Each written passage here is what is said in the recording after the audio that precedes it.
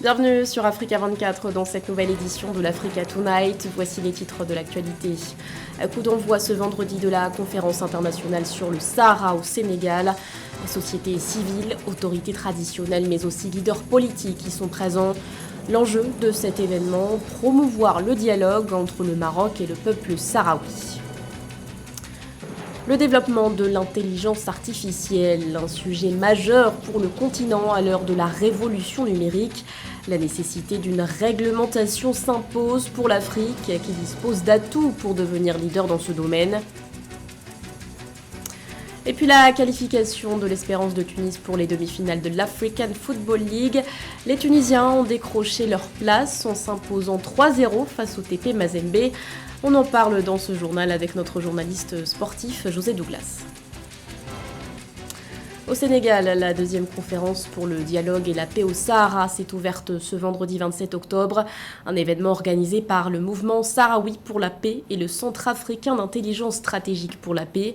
Plusieurs personnalités sont présentes à cet événement, dont l'ancien président du Burundi, Domitien Ndayi Zeye. Le point avec notre envoyé spécial à Dakar, Amenechi. Après une première édition à Las Palmas, aux îles Canaries, Dakar, la capitale sénégalaise, accueille du vendredi 27 au samedi 28 octobre 2023 la deuxième conférence pour la paix et la sécurité dans le Sahara. Cette édition réunit plusieurs personnalités, dont l'ancien président burundais, des chercheurs internationaux, la société civile, mais aussi des notables tribus sahraouis. Objectif de cette rencontre est de proposer une solution négociée et de promouvoir le dialogue entre le Maroc et le peuple sahraoui. Dans un avenir proche, nous espérons pouvoir conjuguer vos efforts aux nôtres dans ce sens.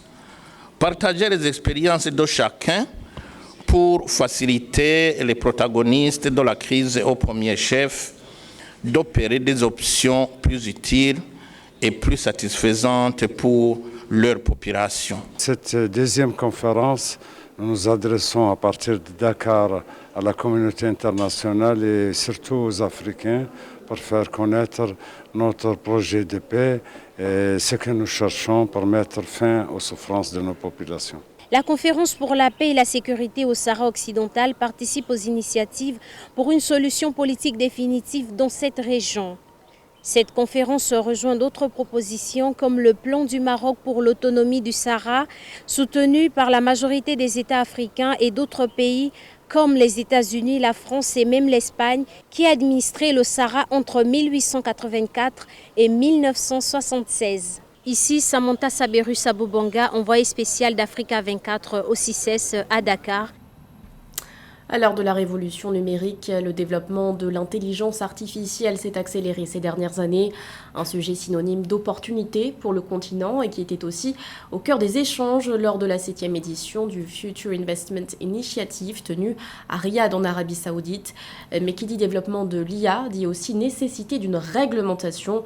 Plus de précision dans ce reportage de Ruth Musi commenté par Catherine Gombey.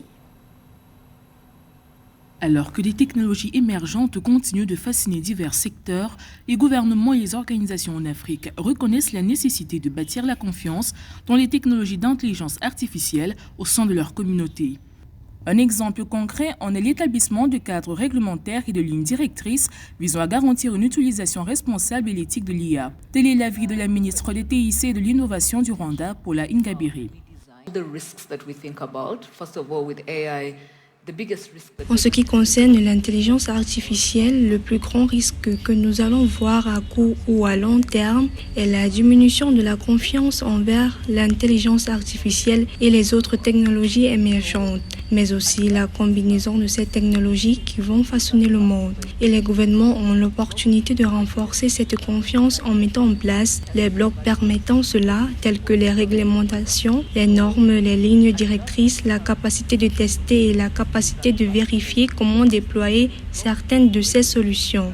Il ne s'agit donc pas de savoir si nous pouvons le faire, mais plutôt de savoir à quelle vitesse devrions-nous le faire pour garantir que nous créons également un environnement propice à cela. Pour la ministre rwandaise Paula Ingabire, en prenant conscience de l'impact potentiel de l'IA et en l'alignant sur les valeurs humaines, il est possible d'atténuer les risques, répondre aux craintes et exploiter le véritable potentiel de cette technologie pour le bien de la société. Je ne fais pas confiance aux modèles de l'intelligence artificielle actuellement en cours de construction, mais je crois aussi qu'il est possible de construire des modèles d'intelligence artificielle qui sont vraiment alignés sur les valeurs humaines. C'est là que se pose la question d'être intentionnel dans la façon dont nous concevons, déployons et développons certains de ces modèles d'intelligence artificielle et ce qu'ils viennent faire. Sans ce niveau de confiance et d'intentionnalité, il est très facile de construire le genre de modèle que nous voyons aujourd'hui qui alimente en réalité les risques et la peur que nous continuons de voir à l'échelle mondiale.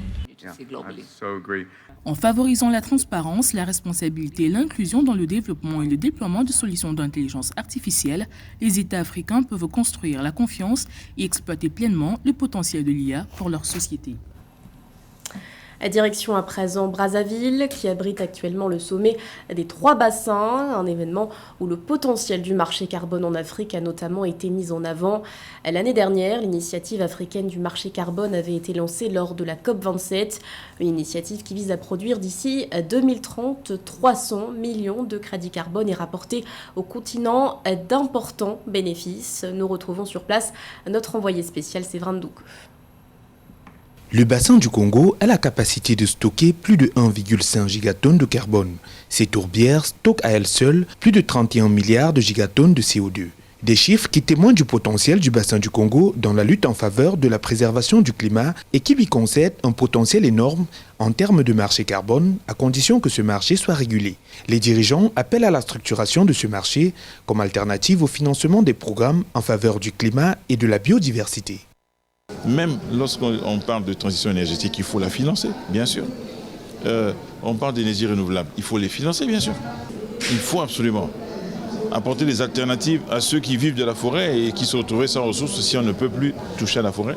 Et si le crédit carbone doit jouer un rôle important, alors mettons en place des instituts, mettons en place des structures qui vont, sous un délai très précis, emmener une solution à l'organisation, à la structuration et à l'opérationnalisation de ce marché du carbone. Le marché carbone est une manne économique importante.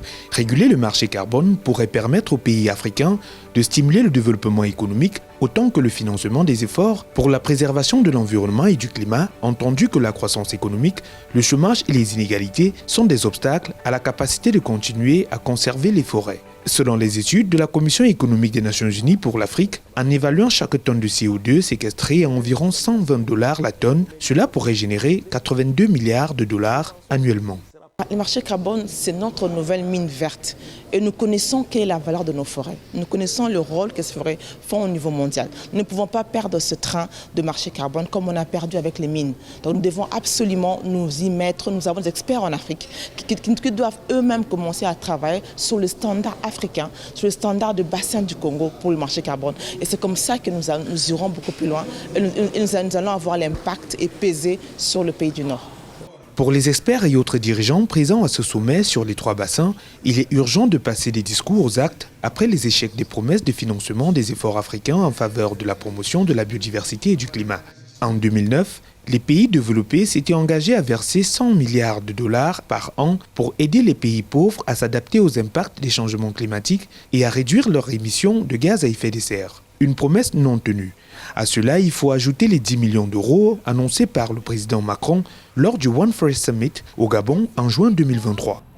Dans l'actualité également, 747,4 milliards de naira, soit 930 millions de dollars. C'est le montant du bénéfice net engrangé par Dangote Cement Nigeria au cours des 9 premiers mois de 2023. Sur cette même période, les ventes sont évaluées à 933 milliards de naira, un chiffre d'affaires plus important que celui enregistré en 2022 et qui s'élevait à 891 milliards de naira. Outre l'augmentation des ventes, c'est aussi les gains de change qui ont permis à la filiale nigériane de réaliser ce bénéfice net. Nous partons à présent au Bénin à la rencontre de Afiavi Honorine Tossa.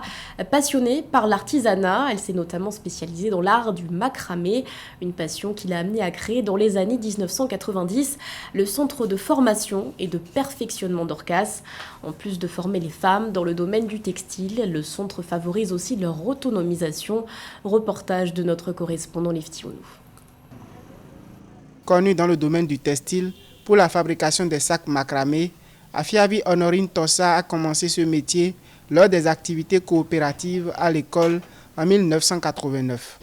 Fort de ses 30 années d'expérience à travers le secteur du textile, elle s'est investie dans l'art du macramé et a formé de nombreuses femmes qui gagnent leur vie grâce à la fabrication d'objets d'artisanat. En dehors de la fabrication des sacs macramés, Tossa, Afiavi Honorine et ses pairs confectionnent plusieurs objets artisanaux en macramé, des pailles tissées et des tenues locales qu'elle expose dans son centre et atelier. Militante pour la protection de l'environnement, elle a créé sa marque de produits dénommée Afisac. Il s'agit des modèles de sacs anti-pollution, de lit picot, de pots de fleurs réalisés à base du fil coton et fil en raffia. J'ai eu à quand même faire des recherches pour trouver des fils en coton où aujourd'hui je peux fabriquer des sacs d'ordinateur comme vous le voyez ici déjà. Et ces sacs sont très confortables. Et nous pouvons dire que c'est des sacs biodégradables. Le centre d'Orcas œuvre pour l'autonomisation de la femme africaine, notamment béninoise. Chaque vendredi, Afiavi Honorine Tossa tient une réunion avec les membres de son association. Parmi elles figure Junie Azondekon, jeune bachelière et diplômée en macramé. Elle a intégré le centre d'Orcas lorsqu'elle s'apprêtait à passer la 4e fois le baccalauréat. Grâce à sa persévérance, elle a décroché son baccalauréat et le diplôme en macramé la même année. J'ai commencé ce travail en septembre. J'ai commencé aussi la rentrée de la 4e terminale là, en septembre. Ça veut dire que j'ai combiné les études et l'apprentissage du sac. Et j'ai fait ça jusqu'à la fin. Et c'est cette année-là que j'ai eu le bac. Et j'ai eu le bac. En même temps, j'ai eu encore le diplôme de la macramé. A noter que Afiavi Honorine Tossa, présidente de l'Association des artisans en macramé de l'OME, recommande la production et la disponibilité des matières premières qui entrent dans la fabrication des innovations et d'objets artisanaux en macramé. Une exhortation qui va impacter le coût de production et d'achat des produits artisanaux, booster la consommation locale et favoriser la création d'emplois. On ouvre à présent notre page sport avec en premier lieu le bilan des quarts de finale retour de l'African Football League. Et pour en parler, nous recevons sur ce plateau notre journaliste sportif, José Douglas. Bienvenue. Bonsoir Camille. Ce jeudi, José, l'Espérance de Tunis a décroché son billet pour les demi-finales face au TP Mazembe. Oui, il faut juste dire tout d'abord que c'est sous l'égide de la CAF que la compétition a commencé le 20 octobre avec des matchs spectaculaires et va se poursuivre avec les demi-finales et la grande finale prévue le 5 et 11 novembre 2023. Il y avait donc deux autres quarts de finale à jouer. En blanc, regardez, Tunis qui a écrasé les Congolais du TP Mazembe 3-0 avec des buts signés Bouguera 2 fois à la 45e et 76e minute et le libéro Tongaï à la 86e minute de jeu a marqué sur penalty. Donc le Tunis s'est qualifié pour les demi. Nous allons passer au deuxième quart de finale avec Wydad qui a battu Niamba 3-0 avec des buts, vous allez le voir, qui ont été marqués en première mi-temps grâce à 3 garçons. Il s'agit d'El Amloud, Arkas également et Atia Hall. Wydad qualifié, sachez que le vainqueur de cette compétition approchera la somme de 4 millions de dollars. Je dis bien 4 millions, ce n'est pas rien. Et rappelons que les Égyptiens d'Al-Hali se sont qualifiés en faisant match nul, un but partout face aux Tanzaniens de Simba. Cela s'est passé le mercredi 24 octobre, tout comme Mamelodi Sundowns qui a arraché sa qualification face à Petroleros de Luanda, malgré un nul 0-0. Mais à l'aller, les Sud-Africains l'avaient remporté 2-0. Demi-finale, aller le dimanche 29 octobre, avec Mamelodi Sundowns contre Al-Ahly à 14h et Wydad contre l'AS Tunis à 19h. Et puis je voudrais juste vous dire, Kamesh, Pour clore sur les compétitions sur le continent, la Ligue des champions féminines qui sera lancée à Kourougo en Côte d'Ivoire. Le tournoi se déroulera du 5 au 19 novembre. Et focus à présent, José, sur la tenue ce samedi d'un match gala de football en présence d'anciens joueurs guinéens et maliens. Exactement. Donc c'est avec un garçon déjà une ex-star, Morley Souma. Et donc les Guinéens seront face aux Maliens, comme vous l'avez dit, pour un match festif en quelque sorte, un match de gala ce samedi 28 en région parisienne. Un match orchestré par l'ancien pro Morley Silla. Ce sera à 15h stade Karl Max à Villejuif, 94 800 pour ce match de gala. Et 2 autres grands rendez-vous sont aussi prévus ce week-end. Il y aura du rugby et bien sûr de la boxe. Oui, le rugby avec les Springboks contre les All Blacks, c'est la finale du mondial de rugby avec le haka, cette fameuse danse guerrière de la Nouvelle-Zélande qui ne devrait pas faire trembler les Sud-Africains ce samedi 28 octobre au Stade de France à Paris-Saint-Denis. Le haka qui représente aussi la force et le courage pour impressionner l'adversaire. Mais l'Afrique du Sud, le champion sortant, ne devait guère être impressionné. Et puis, quelle soirée qui nous attend ce samedi soir à Riyad, en Arabie Saoudite, avec 4 poids lourds, s'il vous plaît, Kamesh, qui seront sur le ring. Duel de 2 titans, entre l'Anglais Tyson Fury, 35 ans, qui comptabilise 33 victoires pour aucune défaite et un nul. Le Camerounais Francis Ngannou, 37 ans, a remporté 17 de ses 20 combats de MMA. Pour 3 défaites, un combat en D1. Ngannou surnommé le Predator et Fury le Gypsy King. Nous ne savons pas encore qui fera danser l'autre, mais ce sera chaud. Et l'autre combat, ce sera entre le Congolais Martin Bakole face au Camerounais Carlos Takam. 2 poids lourds encore. Les cœurs vont vibrer. Merci beaucoup, José, pour toutes ces précisions. C'était le journal de la rédaction. Merci de l'avoir suivi. L'actualité continue sur Africa 24.